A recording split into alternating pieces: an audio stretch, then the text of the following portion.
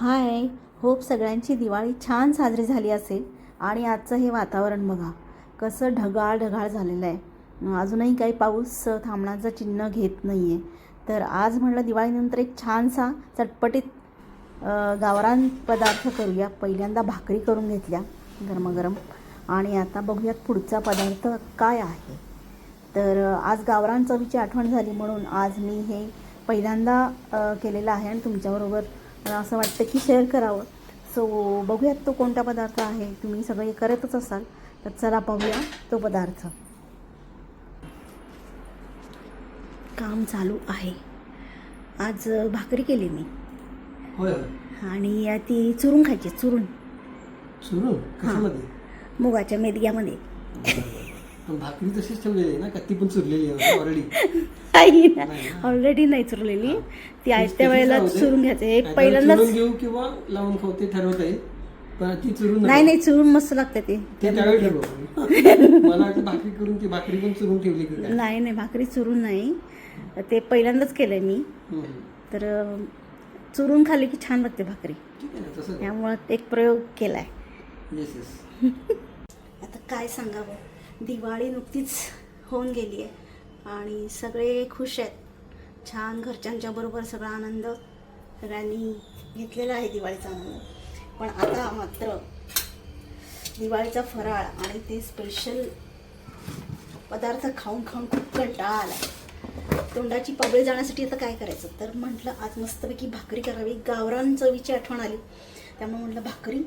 आणि मी पहिल्यांदाच केलेलं मुगाचं मेदगं गावरान पद्धतीचं, तर ते आत्ता करते आहे. तर यासाठी मूग पहिल्यांदा मी भाजले. ते मी काही शूट नाही केलं कारण नंतर म्हटलं ब्लॉग करायचा विचार नंतर आला. त्यामुळे इथे मूग मस्त शिजलेले आहेत, तुम्हाला दाखवते नंतर. आता इथे कढई घेतलेली आहे, त्याच्यामध्ये तेल तापत ठेवलं आहे आणि मोहरी घातलेली आहे फोडणीसाठी.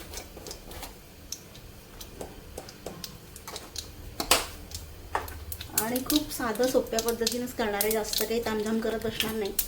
तर चला करूया. मुगाचं मेदगं, त्याच्यामध्ये मला भाकरी अशी चुरून खायची आहे पहिल्यांदाच. आम्ही कधी चुरून अशी भाकरी वगैरे खात नाही, घरीसुद्धा कोणाला ते विशेष आवडत नाही.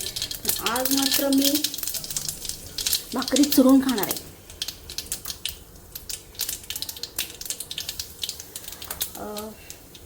जिरे घालायचे. मी हिंग घातला, हळद घातली आणि आता इथे थोडा लसूण मी असा चिरून घेतला आणि थोडा लसूण आणि एक मिरची हे असं ठेचून घेतलेलं आहे. दिसतंय का मला? हे मस्तपैकी तेलामध्ये थोडं फ्राय करून घेते.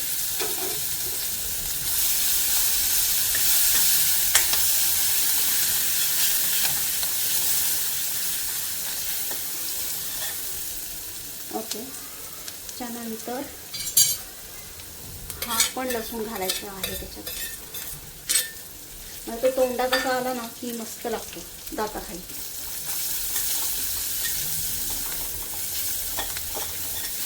आता मिरची घातली आहे त्यामुळे मी हिरव्या मिरचीचं वाटण असलेलं मुगाचं मेदगं करते.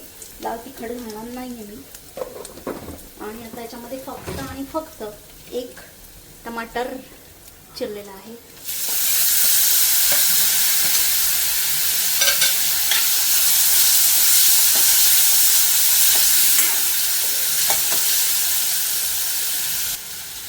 थोडंसं मीठ घालणार आहे टोमॅटो पुरतं, कारण मूग शिजवून घेताना मी त्याच्यामध्ये मीठ घातलं होतं.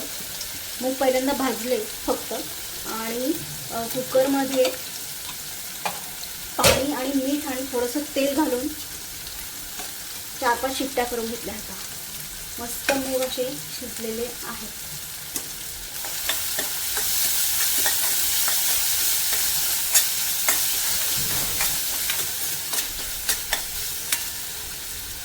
थोडंसं झाकून ठेवूया. तर मूग असे मस्तपैकी शिजलेले आहेत, दिसत असते.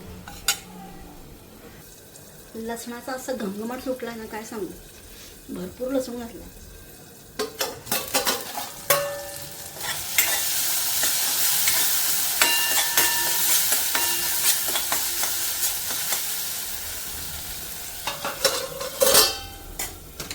कारण दिवाळीमध्ये कुठल्याही पदार्थात लसूण कांदा आम्ही वापरत नाही, त्यामुळे म्हटलं आता मस्त भरपूर लसूण घालून मुगाचं मेदगं करायचं. सो आता आपण यामध्ये मूग घालून घेऊया.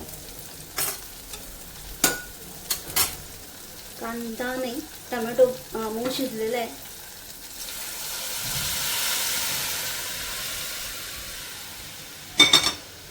आणि हे त्याचं अजून थोडं जे मी लसूण ज्याच्यात ठेचला होता ना ते पण मला वाया घालू द्यायचं नाही आहे.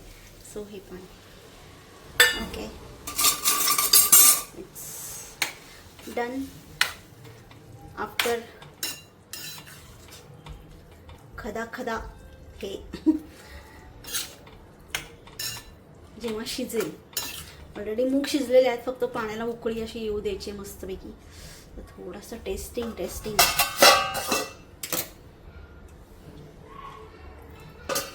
आहा कमाल, खूप मस्त झालंय. बाकी काही मसाले घातलेले नाही आहेत मी याच्यामध्ये, फक्त लसणीची फोडणी दिली आहे आणि अशा प्रकारे मस्त मुगाचं मेदगं तयार झालंय. आणि इकडे आहेत भाकरी.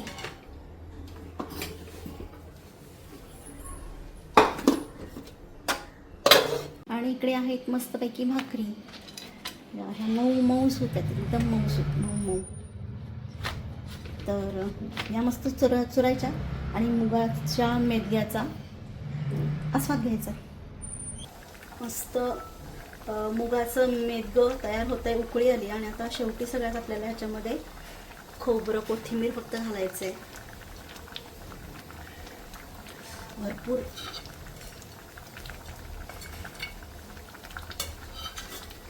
आणि आपलं हे मेदगं तयार आहे.